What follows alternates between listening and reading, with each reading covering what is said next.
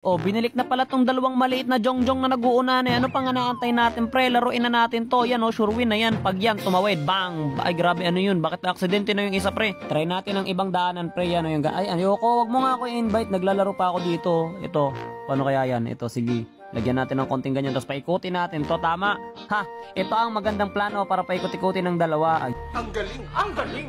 Teka nga muna, ulitin nga natin. Ito yun, diba? Sige, yan. Ala, hindi yun, mali yun. Ano yun? Ba't sino nag-invite? Alis tayo dito. Wala na, di na ako nakalis. Ayun na, kinidnap na ako ng dalawa. Kayo, masyado kayong magulo. Dali kayo ngayon sa akin.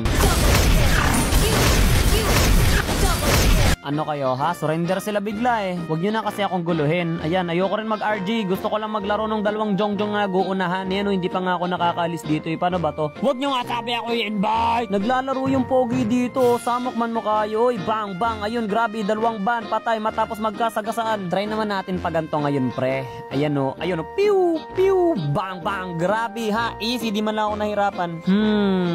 Mukhang kailangan ko to pag-isipan ng maigi kasi nakakalito siya tingnan, bro. Nandito yung racket, nandito yung baton, nakakagulo naman ang isip. O, dagdag pa, invite. Ay, sige, babae pala. Actually, pre, parang gusto ko nga talaga mag-classic ngayon eh. Wasa-wasing, recall. Victory! Sabay balik sa trabaho. Paikutin natin siya bago natin padaanin dito sa may fireworks. Okay na siguro to. Go!